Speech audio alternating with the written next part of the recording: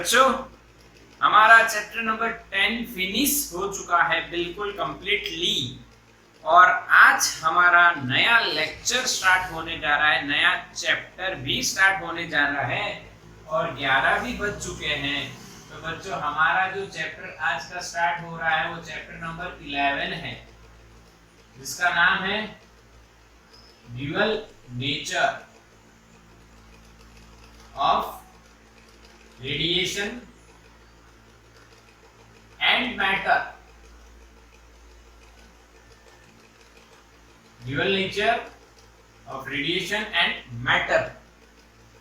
तो बच्चों इस चैप्टर में हमें क्या करना है? बच्चों इस चैप्टर में हमें ड्यूअल नेचर रेडिएशन का और मैटर का है ऐसा देखना है, यानी कि हमें वेव और पार्टिकल इक्वल है ऐसा प्रूव करना है। वेव और पार्टिकल इक्वल है ऐसा प्रूव करना है बच्चों। तो dual nature of radiation and matter बच्चों हमें देखना है। तो बच्चों हम स्टार्ट करते हैं इसके बारे में पढ़ना। क्या क्या पढ़ेंगे? तो भाई इसमें सबसे पहले हम लोग इलेक्ट्रॉन कैसे एमिट होगा, इलेक्ट्रॉन कैसे बाहर निकलता है, किस में से? किसी भी मेटल में से जिसमें फ्री इलेक्ट्रॉन्स होते हैं, ओके, वो कैसे बाहर निकलता है वो हम देखेंगे। फिर हम आगे पढ़ेंगे एक्सपेरिमेंट्स। भाई आप अलग अलग एक्सपेरिमेंट पढ़ोगे, जैसे कि हम लोग हर्ट्ज की बात करेंगे, लिनार्ड की बहुत ही बढ़िया कंसेप्ट की बात करेंगे, लिनार्ड का एक्सपेरिमेंट देखेंगे। फिर आइंस्टाइन की थ्योरी भी इसमें देखेंगे, आइंस्टाइन का भी इसमें बढ़िया योगदान है, वो भी समझेंगे। और ऐसे ही चैप्टर आगे चलता जाएगा और हमारा गोल क्या रहेगा कि रेडिएशन और मैटर एक ही है, दोनों के पास सेम प्रॉपर्टी है। और ये बिल्कुल सिंपल चैप्टर बच्चों, अगर समझ में आ गया तो कुछ भी नहीं है। अगर जेईई नीट का सम भी आ गया तो आप फटाक से लगा दोगे, सिंपल होता है इसमें से। हाँ, तो स्टार्ट करते हैं बच्चों। आज का जो लेक्चर है dual nature of radiation and matter. तो सबसे पहले रेडिएशन, यानी कि हम लोग इलेक्ट्रोमैग्नेटिक वेव का जो रेडिएशन यानी वेव की बात करते हैं या रेडिएशन की बात कर लेते हैं। चलो, रेडिएशन और मैटर, इन दोनों की बात करते हैं। ठीक, अब समझना है आपको बच्चों, रेडिएशन किसे कहा जाता है, रेडिएशन किसे कहा जाता है डिफाइन करते हैं हम लोग। यानी हम लोग ऐसा कह सकते हैं कि लैम्बडा जिसके पास हो, आगे ना बच्चों, जिसके पास वेवलेंथ हो, लैम्बडा हो। दूसरी बात, जिसके पास फ्रीक्वेंसी भी हो, उसको हम रेडिएशन बोलते हैं। उसको हम क्या बोलते हैं बच्चों? रेडिएशन। क्या बोलेंगे बच्चों? रेडिएशन। क्लियर है कि नहीं? क्लियर है कि नहीं? हाँ कि ना? समझ में आया बच्चों? हाँ, वेव यानी वेव बोल दो तो वेव के पास दो चीजें होती हैं, लैम्बडा और फ्रीक्वेंसी, वेवलेंथ एंड फ्रीक्वेंसी, उसे हम वेव बोलते हैं। ठीक है। अच्छा, मैटर किसे बोलते हैं? जिसके पास मास होता है। दूसरा, जिसके पास P यानी मोमेंटम होता है। ये सब प्रॉपर्टी ऑफ मैटर है, उसको हम मैटर बोलते हैं। क्लियर के नहीं? रेडिएशन किसे बोलते हैं? जिसके पास वेवलेंथ है या फ्रीक्वेंसी है, ओके। और मैटर किसे बोलते हैं? जिसके पास मास है। यानी आप एक लॉजिकल बात सोचिए, आप बैठे हो, आप पे मैं टॉर्च कर रहा हूं, यानी मेरे पास वो लेजर है, छोटी सी आती ना, 30-40 रुपए की आती है कि नहीं आती? लेजर देखिए आपने, लेजर। उस लेजर में से क्या निकलता है, रेडिएशन या मैटर? बताओ, उस लेजर में से क्या निकलता है, रेडिएशन या मैटर? बताओ क्या निकलता है बच्चों, रेडिएशन या मैटर? वेव निकलता है या कोई पार्टिकल निकलता है? बताओ। Radiation, yes correct answer. हमें अभी पता नहीं है, फिर कोई बच्चा ऐसा ना बोले रेडिएशन और मैटर दोनों निकलते हैं, ऐसा नहीं। उसमें से वेव निकलता है जिनको हम इंफ्रारेड बोल सकते हैं। क्या बोलते हैं उसको, क्या बोलते हैं आप उसको? हाँ, लेजर, लेजर बोलते हो ना। वो लेजर लाइट आप आती है रेड कलर या ब्लू कलर, कोई भी कलर, उसमें से लेजर निकलती है। वो लेजर लाइट जो निकलती है वो रेडिएशन होते हैं। अब वो लेजर लेके मैं आपके ऊपर ऐसे यहाँ पे हाथ पे ऐसे करूं तो आप ऐसे कहो सर मारो मत, ऐसा कहोगे? ऐसा नहीं कहोगे, क्योंकि उसके पास क्या नहीं है, मास। अगर मास है तो क्या इतना नहीं है कि आपको लग जाए।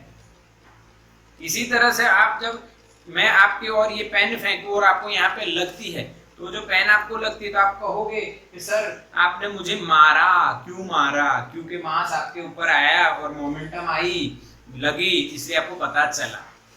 यस और नो? यानी ये हमारी जो एक थिंकिंग है, ये उसका लॉजिक मैंने आपको बताया कि हाँ भाई रेडिएशन और मैटर अलग अलग है। बट इस चैप्टर को जब हम खत्म करेंगे, इस चैप्टर को जब हम खत्म करेंगे, जैसे इसमें आगे बढ़ेंगे बच्चों, वैसे ही हम फाइनली प्रूव कर देंगे कि रेडिएशन के पास मैटर की प्रॉपर्टी भी है और मैटर के पास रेडिएशन की प्रॉपर्टी भी है। इसीलिए क्या बोला गया चैप्टर का नाम? Dual nature, dual nature of radiation and matter. और आप शायद केमिस्ट्री में पढ़ चुके हो, smallest particle of the light क्या बोला जाता है? आंसर दो। Smallest particle of the light, yes साहबिया, फोटोन, फोटोन बोला जाता है। क्या बोला जाता है बच्चों? फोटोन। ठीक है, तो ये आपको बेसिक इंफॉर्मेशन दी मैंने कि dual nature of radiation and matter किस तरह से आपको समझना है। क्लियर? बिल्कुल क्लियर। अच्छा, अब इसको समझने के लिए एक्सपेरिमेंट्स स्टार्ट हुए। एक्सपेरिमेंट्स स्टार्ट हुए, बहुत सारे साइंटिस्टों ने ट्राई किया, बहुत सारे साइंटिस्टों ने ट्राई किया, बहुत सारे साइंटिस्ट लगे रहे। तो ट्राई कैसे स्टार्ट हुआ? तो आपने अगेन में एक बात बोल रहा हूं, केमिस्ट्री में पढ़ी होगी, फोटो इलेक्ट्रिक इफेक्ट। हाँ कि ना बच्चों? केमिस्ट्री में आपने पढ़ा है फोटो इलेक्ट्रिक इफेक्ट, वो भी इसमें आपको पढ़नी, यानी आप जो पढ़ चुके हो वही पढ़ रहे हो, तो बढ़िया से सिंपल से आपको आना ही है, आना है। चैप्टर बिल्कुल सिंपल। तो सबसे पहले वो जो रिसर्च है उसका जो बेसिक कंसेप्ट है वो यहाँ से स्टार्ट होता है। टॉपिक जो हमारा स्टार्ट होता है वो सबसे पहले जो है emission of electron from any object, या आप कहो कंडक्टर या मेटल्स। अब इसके बारे में सबसे पहले क्या समझना है? देखो बच्चों, ये एक मेटल है या कंडक्टर। मेटल या कंडक्टर को आप कैसे जानते हो बच्चों? कैसे डिफाइन करते हो केमिस्ट्री में? कोई कंडक्टर है या कोई मेटल है, कैसे डिफाइन करते हो? उसके पास क्या होता है? उसके पास फ्री इलेक्ट्रॉन्स होते हैं। उसके पास फ्री इलेक्ट्रॉन्स होते हैं बच्चों। अच्छा, यस और नो? वो कौन से बैंड में होते हैं? कंडक्शन या वैलेंस, ऐसे कुछ बैंड भी आप पढ़े होंगे। कंडक्शन बैंड में और बंधे हुए होते हैं, वैलेंस बैंड में फ्री होते हैं। तो वैलेंस बैंड में से उनको बंधे हुए तो हैं ही, अंदर ही हैं, बाहर नहीं जा सकते, क्योंकि कोई वायर वगैरह नहीं, कोई कंडक्टर नहीं, कोई पाथ नहीं है, नहीं तो ये बाहर चले जाएंगे। बट किसी तरह से इनको बाहर निकाला जाए तो उसको बोला गया एमिशन ऑफ इलेक्ट्रॉन्स। यस और नो बच्चों? किसी तरह से इनको बाहर निकाला जाए तो उसको क्या बोला गया बच्चों? Emission of electron. अब ये सारे फ्री इलेक्ट्रॉन्स अंदर रहे, अंदर ही घूमे, बाहर नहीं आ सकते, इन पे रेस्ट्रिक्शन लगा हुआ है, यानी इनको एनर्जी देनी पड़ेगी वो रेस्ट्रिक्शन तोड़ने के लिए। तो इफ वी सप्लाई एनर्जी, हाँ, तो ये इलेक्ट्रॉन वो एनर्जी गेन करते हैं और अगर वो एनर्जी सफिशिएंट हुई तो यहाँ से बाहर भी निकलते हैं। अरे हाँ कि ना? यस और नो बच्चों?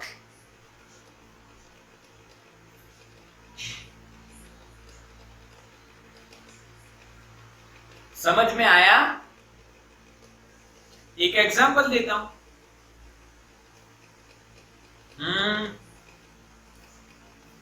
मान लो आप अपने घर में पढ़ाई कर रहे हो, शाम का समय है और आपके फ्रेंड्स आते हैं और वो बोलते, कोई एक फ्रेंड आता है, चल भाई क्रिकेट खेलने चलते हैं। आप बोलोगे नहीं, पढ़ाई कर रहा हूं। क्या कर रहा हूं? पढ़ाई कर रहा हूं। फिर दूसरा फ्रेंड आता है, वो भी बोलता है चल भाई खेलते हैं। यानी आप 4-5 फ्रेंड आते हैं तब तक आप नहीं जाते, फिर 6-7 आ जाते हैं तो आप कहते चलो। यानी उसी तरह से इन इलेक्ट्रॉन्स को एनर्जी दी जाती है, पर ये एनर्जी गेन करते ही निकल जाएंगे ऐसा नहीं है। उनको बाहर निकलने के लिए जितनी एनर्जी चाहिए उतनी मिलेगी तो बाहर निकलेंगे। हाँ के ना बच्चों? यस और नो? तो उसको बोला गया है वर्क फंक्शन। डिनोट करते हैं उसको फाई नॉट। डिनोट क्या करते हैं उसको बच्चों? Phi naught. The minimum energy required, the minimum energy required to provide an electron, required to provide these electrons, जिससे वो मटेरियल में से कहां चले जाएं? बाहर। दरवाजे में से कहां फ्रेंड निकल गया आपका? बाहर। तो उसको क्या बोलेंगे हम लोग? Work function. हाँ कि ना? The minimum energy supplied to the material of electrons of the material to emit them from that material is called work function of that material, or work function of that object, or work functions of that electrons, work functions। समझ में आया? Work function क्या है? Minimum energy required to bring out an electron from material or from object, or we can say surface, is called work function of that element। कोई element तो होगा नहीं, मान लो ये कॉपर है, आयरन है, वगैरह वगैरह। ठीक है? यस और नो? यस और नो बच्चों? समझ में आया? Yes. SI unit of work function is joule, so that MLT is M1 L2 T minus 2, because minimum energy ही है work function. Okay? Practical unit बच्चों EV, जिसको आप बोलोगे इलेक्ट्रॉन वोल्ट। जिसको आप क्या बोलोगे? Electron volt. क्योंकि इलेक्ट्रॉन बहुत छोटा होता है तो उसकी एनर्जी भी बहुत छोटी होगी, इसीलिए आपको उसको जो एनर्जी का जो यूनिट बनता है बच्चों, वो बनेगा आपका EV। क्या बनेगा बच्चों? EV। इसका स्क्रीनशॉट ले लो। हम लोग आगे चलते हैं। ओके? समझ में आया बच्चों? ले लो जल्दी से स्क्रीनशॉट ले लो।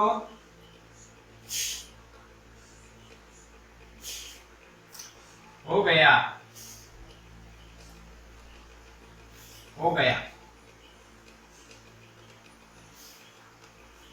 अब देखो, what is EV? Electron volt का डेफिनेशन क्या होता है? इसको इलेक्ट्रॉन वोल्ट बोला जाएगा।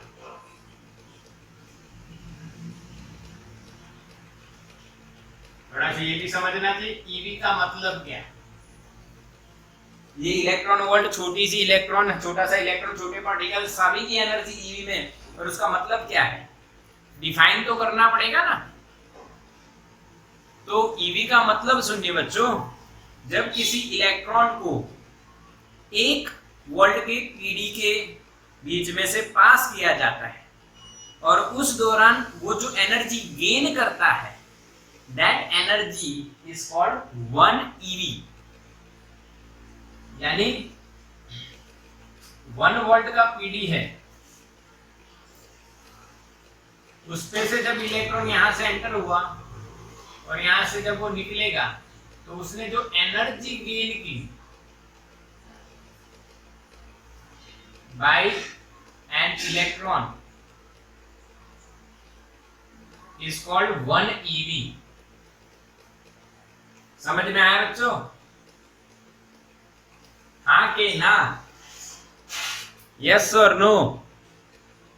Energy gain by an electron passing through the potential difference of 1 volt is called 1 eV. You can note this definition also.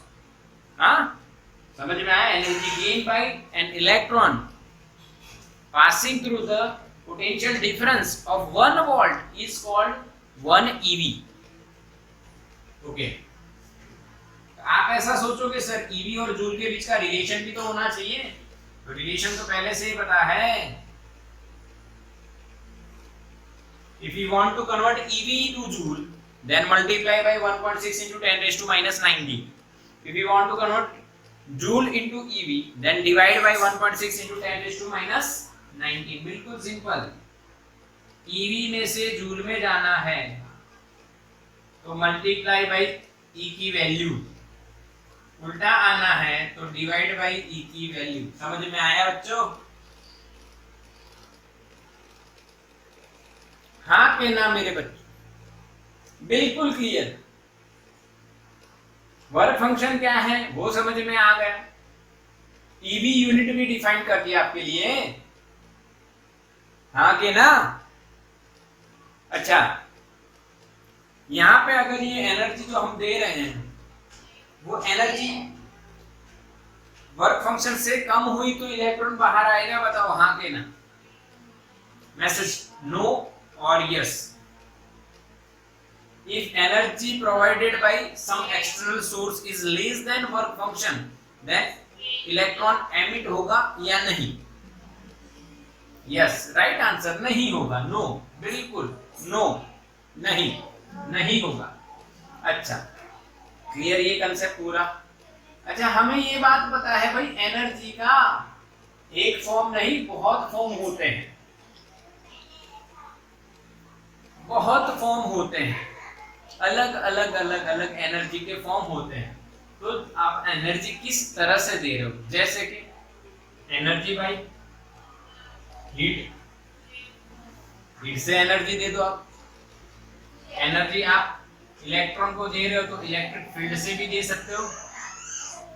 Electric field energy देती है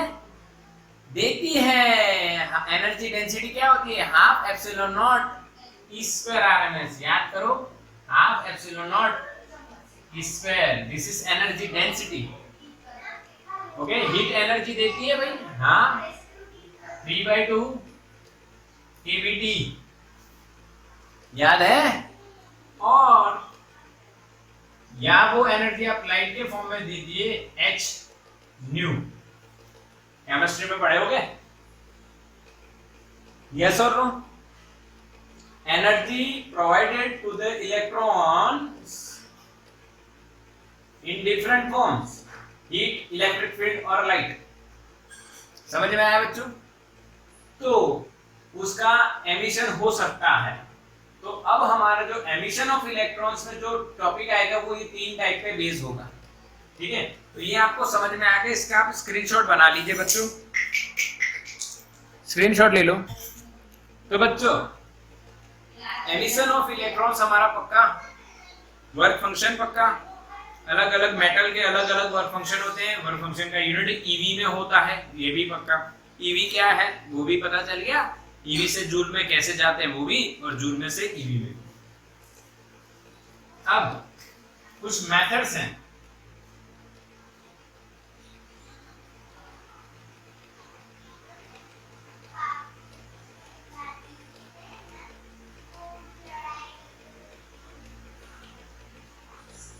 emission of electrons की, आपको मैंने एक बात बता दी थी कि भाई एमिशन करने के लिए वर्क फंक्शन से ज्यादा एनर्जी देनी चाहिए। अरे हाँ के ना बच्चों, एमिशन करने के लिए वर्क फंक्शन से ज्यादा एनर्जी देनी चाहिए। अब एनर्जी कैसे दोगे, एनर्जी कैसे दोगे? तो पहले हमने कहा कि हीट से दे दो। तो जब हीट से एनर्जी दी जाती है उसको बोलते हैं thermo ionic emission. Thermal energy दी, हीट एनर्जी दी, उसको थर्मो आयोनिक एमिशन बोलते हैं। इसमें क्या किया जाता है, तो जो भी मेटल है उसका टेम्परेचर 2500 केल्विन से 3000 केल्विन तक बढ़ाया जाता है। इसके कारण उसको एनर्जी मिलती है, जिसको आप लिखते हो 3/2 ABT। याद तो होगा ही कि टेम्परेचर के बढ़ने से एनर्जी बढ़ती है। अगर ये एनर्जी वर्क फंक्शन से बड़ी हो जाए देन क्या होगा, एमिशन। और इस एमिशन को बोला गया थर्मो आयोनिक एमिशन। और ऐसे इलेक्ट्रॉन जो निकल रहे हैं उनको हम बोलेंगे थर्मल इलेक्ट्रॉन्स। बच्चों सिंपल प्रोसीजर, यस और नो, हाँ के ना, एकदम सिंपल प्रोसीजर। समझ गए कि नहीं? टेम्परेचर बढ़ाओ एनर्जी मिलेगी, एनर्जी जो वर्क फंक्शन से ज्यादा हुई तो इलेक्ट्रॉन बाहर जाएगा और बाहर निकलेगा। तो ऐसे इलेक्ट्रॉन को हम कौन सा इलेक्ट्रॉन बोलेंगे बच्चों? Thermal electrons. हाँ के ना, समझ में आया बच्चों? यस। सेकंड है इलेक्ट्रिक फील्ड देना। और इलेक्ट्रिक फील्ड दी तो एमिशन कौन सा हो जाएगा? Field emission. Field emission. अगर हमने एनर्जी दी तो एमिशन कौन सा हुआ? Field emission. क्योंकि हमने एनर्जी कौन से फॉर्म में दी बच्चों? फील्ड के फॉर्म में। तो जैसे यहाँ टेम्परेचर था वैसे यहाँ इलेक्ट्रिक फील्ड थी। और जब सभी ने एक्सपेरिमेंट किया होगा या किसी ने एक्सपेरिमेंट किया होगा तो उन्होंने 10⁸ वोल्ट पर मीटर जितनी हाई फील्ड अप्लाई की, तब ये बच्चों एनर्जी है, ये फील्ड है, तब क्या हुआ? तो इलेक्ट्रॉन्स को एनर्जी मिली। कैसी एनर्जी मिली? आपको पता है U = ½ ε0 E² इनटू वॉल्यूम। क्योंकि आपको एनर्जी डेंसिटी का इक्वेशन पता है तो एनर्जी का इक्वेशन तो पता चल जाएगा ना। हाँ के ना, मैं सही हूं कि नहीं? अगर ये एक कंडक्टर है जिसका एरिया A है, लेंथ L है, तो इसका वॉल्यूम कितना हो जाएगा बच्चों? AL। तो एनर्जी पर यूनिट वॉल्यूम इतनी है तो V वॉल्यूम में कितनी होगी? इतनी। तो ये एनर्जी उसे मिलेगी। किसको मिलेगी बच्चों? इलेक्ट्रॉन को। यस और नो? और अगर ये एनर्जी इफ U > 5 देन क्या होगा? एमिशन। और ऐसे जो इलेक्ट्रॉन्स निकलेंगे उसको बोल रहे हो आप फील्ड इलेक्ट्रॉन्स। Field electrons. यहाँ पे थर्मल, यहाँ पे फील्ड। बोलो सेम लॉजिक। अरे हाँ के ना मेरे बच्चों, समझ में आया कि नहीं? बिल्कुल क्लियर। दोनों में एक ही बात है, दोनों में बात एक ही है। देखो यहाँ पे कॉज किसके कारण, यहाँ पे एनर्जी, यहाँ पे अगर वो एनर्जी वर्क फंक्शन से ज्यादा है तो एमिशन, और एमिटेड इलेक्ट्रॉन जो होंगे उनको हम क्या बोलेंगे। सिमिलरली कहाँ चलेंगे हम लोग, फोटो इलेक्ट्रिक एमिशन। कौन सा एमिशन भाई, फोटो इलेक्ट्रिक। इसमें आप जो करने वाले हो वो लाइट, हाँ, और लाइट अब मैं बोल रहा हूं यानी लाइट का मतलब आप समझ लीजिए कि विजिबल हो सकती है, विजिबल के अलावा भी हो सकती है। यानी आप यहाँ पे ईएम वेव की बात कर सकते हो। ईएम वेव सरफेस पे इंसिडेंट करवाया जाता है, ठीक है। उस ईएम वेव की एनर्जी हम डिफाइन करते हैं एच न्यू से, यस और नो। एंड ये energy if is greater than 5 naught then क्या होगा, एमिशन। और ऐसे इलेक्ट्रॉन को बोलेंगे हम फोटो इलेक्ट्रॉन्स। समझ में आया बच्चों, यस और नो, क्लियर के नहीं। बिल्कुल सही से सटीक से हमने लॉजिक लगाया और एक बढ़िया सा चार्ट आपको बना के दिया कि आप एकदम सिंपली समझ सको कि भाई हम क्या कहना चाहते हैं, भाई हम क्या कहना चाहते हैं। फोटो इलेक्ट्रिक एमिशन में सरफेस पे लाइट इंसिडेंट की जाती है विद प्रॉपर वेवलेंथ और प्रॉपर फ्रीक्वेंसी, जिसके पास एनर्जी होती है H new. What is H, what is H, Planck's constant. H क्या है बच्चों, प्लैंक्स कांस्टेंट। यस और नो, याद है उसका वैल्यू, उसका वैल्यू कितना होता है 6.626 into 10⁻34 joule into second, joule into second. आके ना, यस और नो। हाँ, वो एनर्जी मिली इसको एच न्यू जितनी, और वो अगर वर्क फंक्शन से ज्यादा तो इलेक्ट्रॉन निकलेंगे बाहर, और इसको बोलेंगे हम फोटो इलेक्ट्रॉन। तो बच्चों 3 प्रकार के एमिशन, 3 टाइप से एनर्जी दो और 3 टाइप के एमिशन देखो। पहला गरम कर दो, दूसरा फील्ड दे दो, तीसरा लाइट डाल दो। पक्का के नहीं, हाँ, तो स्क्रीनशॉट ले लो और क्या। तो बच्चों आपने स्क्रीनशॉट ले लिया, क्लियर हो गया। अब हम आगे चैप्टर में जब बढ़ेंगे तो हमें क्या देखना है, हम इस पे डिस्कशन आगे करने वाले हैं। ये छोड़ के हम फोटो इलेक्ट्रिक एमिशन पढ़ने वाले हैं। तो बच्चों अब बात आती है फोटो इलेक्ट्रिक एमिशन की। ये आया कहां से, कैसे हुआ, किसने ऑब्जर्व किया, किसने देखा, किसने बनाया, इतना बड़ा बना दिया कि पूरा चैप्टर हो गया, और आप सोचे कि मुसीबत खड़ी हो गई। आगे ना बच्चों, पर ये मुसीबत नहीं है मेरे बच्चों, यही एक सॉल्यूशन है। यस और नो, जिससे आप बहुत सारी एप्लीकेशंस मिली हैं हमें, और हम बहुत सारी चीजें बन चुकी हैं, और हमारी लाइफस्टाइल बिल्कुल सिंपल हो चुकी है, इजी हो गई। तो हम लोग पढ़ाई में स्टार्ट करने वाले हैं फोटो इलेक्ट्रिक एमिशन। यानी 2 दिन या 3 दिन तक तो हम यही डिस्कशन करेंगे ये कैसे आया, कौन से एक्सपेरिमेंट से। हाँ, सबसे पहला एक्सपेरिमेंट जो है आज हम पढ़ेंगे वो है भाई हर्ट्ज एक्सपेरिमेंट।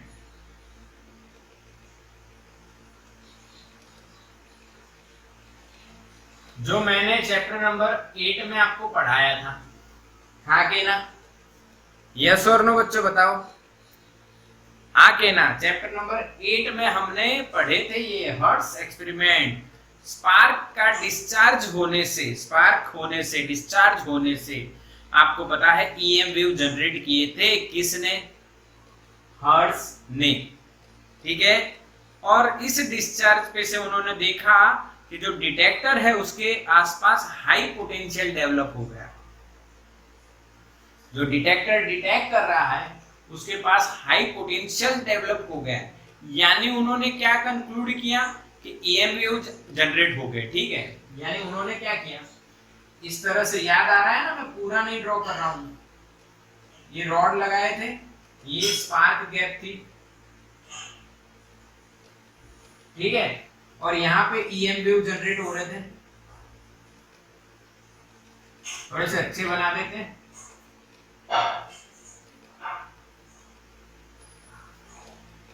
ये ईएम वेव जनरेट हो रहे हैं और यहाँ पे जो डिटेक्टर है उस डिटेक्टर के पास हाई पोटेंशियल जनरेट हो गया, हाई पोटेंशियल। अब हर्ट्ज ने ये सोचा, भाई ये पोटेंशियल आया कहां से, सोचा तो होगा ना। मान लो अभी मैं इसको टच करता हूं, हालांकि ये नॉन कंडक्टिंग है, पर इसको टच करता हूं मुझे करंट लगता है, तो मैं सोचूंगा भाई इसमें इलेक्ट्रॉन आया कहां से।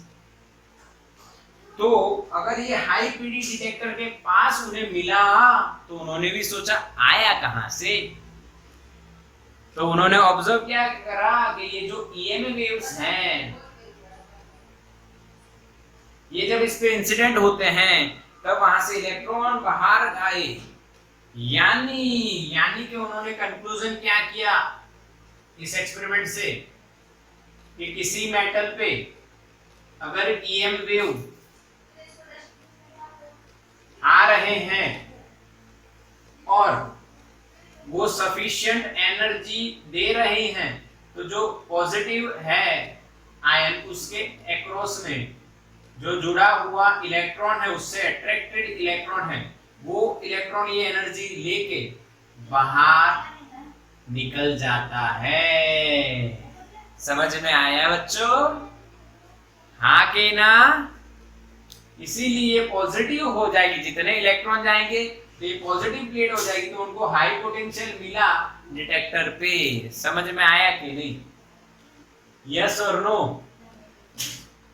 पता चला फोटो इलेक्ट्रिक इफेक्ट का जो स्टार्टिंग पॉइंट है बच्चों वो क्या है? बिल्कुल क्लियर, बिल्कुल सिंपल लॉजिक है। उनको ऐसा दिखा, हाँ ऐसा दिखा, ऐसा मिला, तो उन्होंने क्या कंक्लूड किया कि जो डिटेक्टर की जो प्लेट है उसमें जो फ्री इलेक्ट्रॉन्स हैं, जो फ्री भी हैं और बाउंडेड भी हैं, वो अपने पॉजिटिव चार्ज से अगर बंधे हुए हैं, अट्रैक्टेड हैं, तो अगर उनको ये जो ईएम वेव आ रहा है वो एनर्जी दे रहा है और वो एनर्जी लेके वो बाहर निकल रहे हैं, तभी ये पॉजिटिवली चार्ज हो रही है और ये नेगेटिवली चार्ज, ये नेगेटिव इलेक्ट्रॉन बाहर निकल रही है, पॉजिटिव चार्ज हो गई। ऐसा उन्हें मिला। तो यहां से बच्चों फोटो इलेक्ट्रिक इस जो इफेक्ट है, इस कंसेप्ट का जो है स्टार्टिंग पॉइंट फर्स्ट एक्सपेरिमेंट था। हाँ के ना बच्चों? समझ में आया? यस और नो? बिल्कुल क्लियर? तो इसका स्क्रीनशॉट लो बच्चों।